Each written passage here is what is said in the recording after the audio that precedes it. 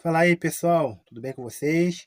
Rapaz, hoje tá difícil fazer esse vídeo, áudio, enfim. Semana passada eu fiz uma enquete em alguns grupos de cultura sobre a questão dos trabalhadores, né? E um dos questionamentos que eu vi foi, primeiro, que são editais que não são contínuos. Depois tem a questão da sociedade, que ela meio que não aceita, não gosta. E também tem a questão da própria rede de apoio entre os trabalhadores da cultura e a divisão de trabalho, né? E é uma coisa que eu tenho observado nesses 2 anos, nesses um ano e meio que eu resolvi me adentrar de vez para na área de cultura e audiovisual. Eu percebi que muitas coisas desses questionamentos desses profissionais vem muito deles também, né? Vem muito deles também. Eu vejo que eu trabalhei 4 anos, né, no futebol amador aqui da região e eu vejo a mesma repetição, né, que é a individualização, é o medo de perder o espaço e o achismo puro, né. Por mais que na cultura, diferente dos 4 anos de Vaza que eu atuei, onde os gestores realmente se baseavam em achismo e ficavam presos a modelo de gestão da década de 90, do século XX em geral, na cultura você vê muita gente ali realmente que tem boa experiência, boa estudo, produção cultural, enfim. Só que quando você pensa em algo mais macro do que a cultura pode representar e apresentar daqui em diante, você percebe que eles estão um pouco atrasados, né? Um dos questionamentos que foi um dos mais votados lá, que teve 29%, foi a questão dos editais, né? A gente sabe que vivemos num país com muitas incertezas, né? Então, quando você pega a história do cinema mesmo, que falam sobre cinema, e falam da cinema da retomada, que foi aquele processo ali da porno chanchada para retomada, justamente foi porque aconteceu do período Collor acabar com a Embrafilme, e o cinema brasileiro passou um hiato ali de alguns anos, enfrentando crises mesmo. Recentemente foi a mesma situação, né? O próprio Karim, ao divulgar o filme Hotel Destino, falava de como o cinema sofreu no governo anterior. A cultura, se não fosse pelo legislativo, né? Por mais que eu critique tanto, né?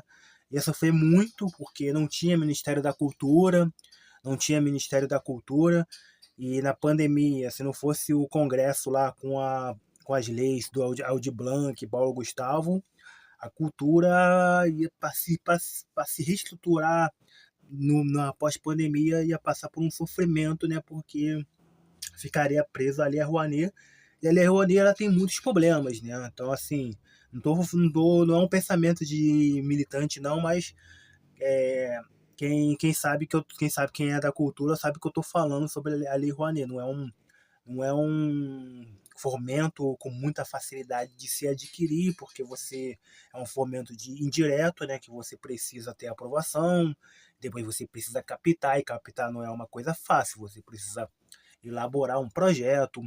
Então, é uma coisa que eu percebo muito, que quando eu vejo nos debates, nos grupos, a galera ela tá mais preocupada com os editais, do que acontece com o edital X, edital Y, do que mesmo com o próprio gerenciamento de projeto, né?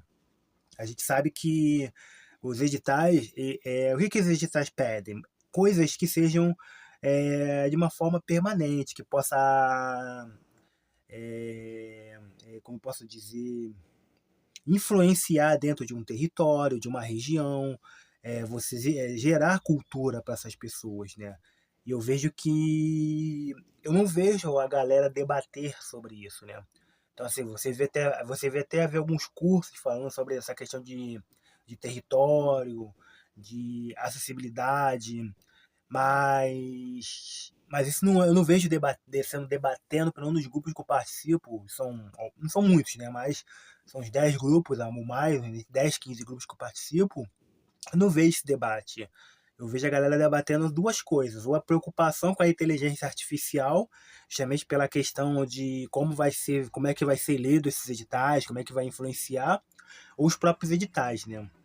E um dos problemas que a galera votou também é o trabalho, né? A maioria dos produtores culturais, da galera que trabalha com cultura, trabalha mais como um hobby, né? Não vou dizer que é claro que essas pessoas queriam trabalhar como profissão, mas acabam trabalhando como hobby e, e sabe que quando você divide as funções, algo não funciona, né?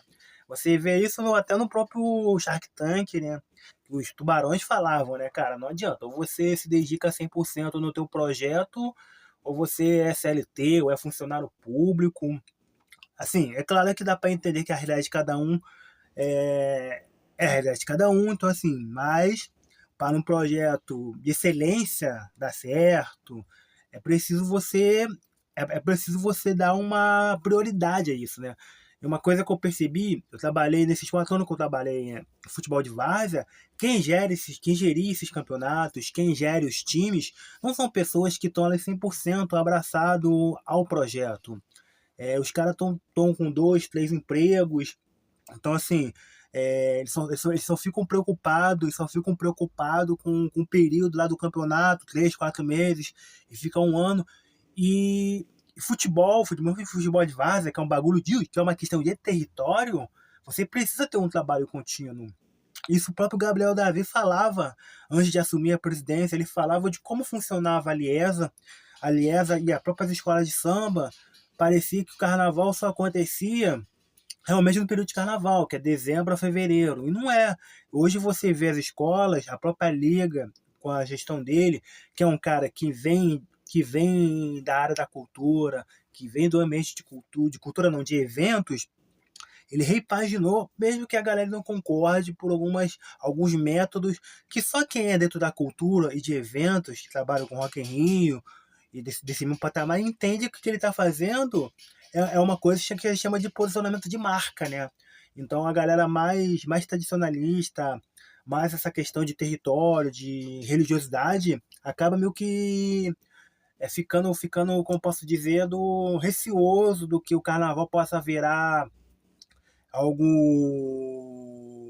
coadjuvante, como já acontece no Rock in Rio, né, cara? Hoje as bandas, literalmente, o Detal também, são quase coadjuvante, porque é um evento que você cria uma imersão, cria uma coisa que você precisa relembrar que você foi. Então, assim, as pessoas ali, boa parte das pessoas não vão pelos artistas. Então, assim, e na cultura eu vejo que tem muita resistência a isso, né? Então, é uma das questões que eu vejo muito. O outro problema que eu vejo é a questão da sociedade. Cara, a sociedade, ela não é crítica à cultura, ela quer participar. Não adianta você botar uma casa de show e, e, e não abrir o espaço para a galera que mora lá. Ou um campo de futebol, um parque. Ou um bar. Você precisa conversar com a sociedade, com a comunidade, né? Porque os projetos, ainda mais os projetos de nicho, de comunidade, eles só dão certo se tiver o apoio da comunidade, quando você emprega, quando você dá oportunidade para fomentar a cultura, é, e a galera participa de uma forma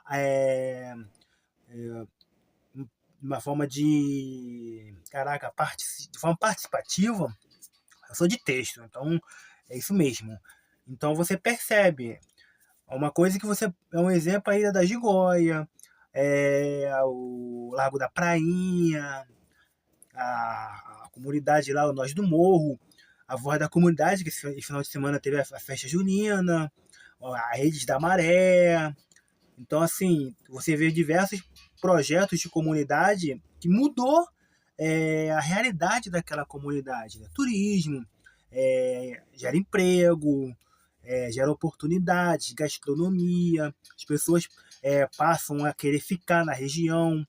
Então, são essas coisas que a gente tem que debater para quem trabalha com cultura e não pensar apenas no edital. Você tem que pensar e como você elaborar um projeto. Você tem que ter um planejamento estratégico, você precisa criar um desenvolvimento, você tem que pesquisar, tem que entender o seu mercado, a sua comunidade, qual é o impacto que esse teu projeto vai fazer.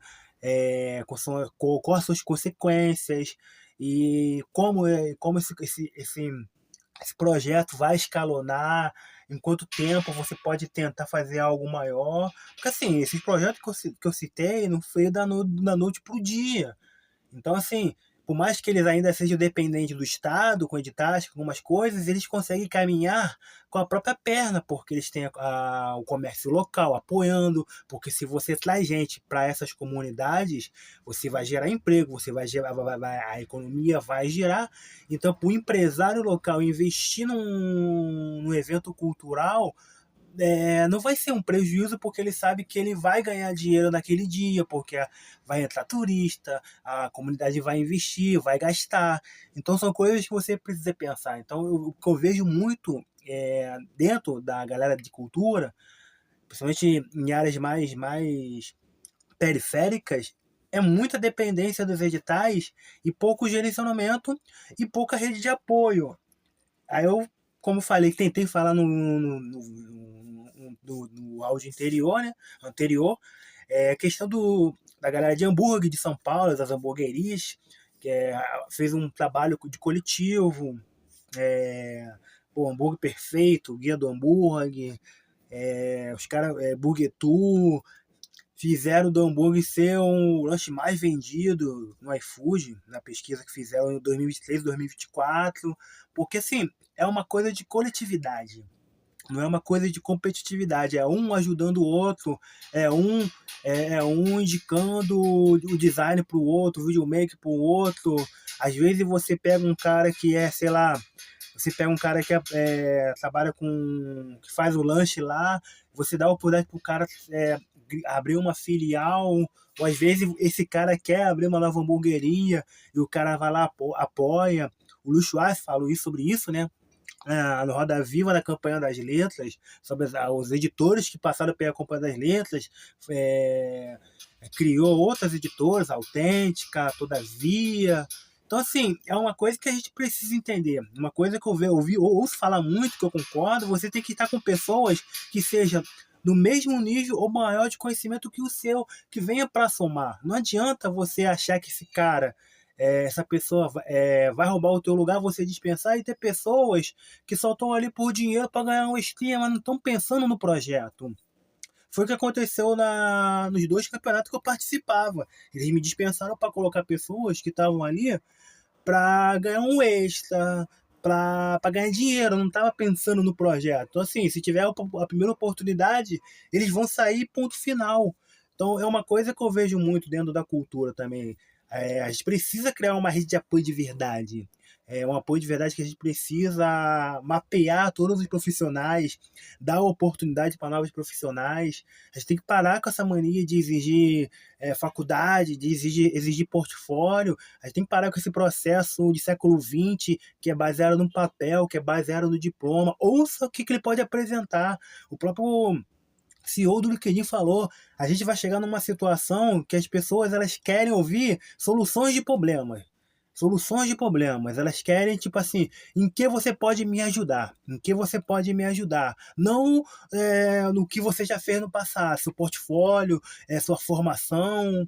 Então, assim, ou vamos ouvir mais. Tem pessoas que têm interesse de fazer a cultura acontecer, que quer criar comunidade, que quer elaborar um projeto que seja além de editais. Então, assim, uma coisa que eu vejo, a galera questiona tanto, mas o problema às vezes acaba sendo um problema interno dos próprios produtores, dos próprios gestores.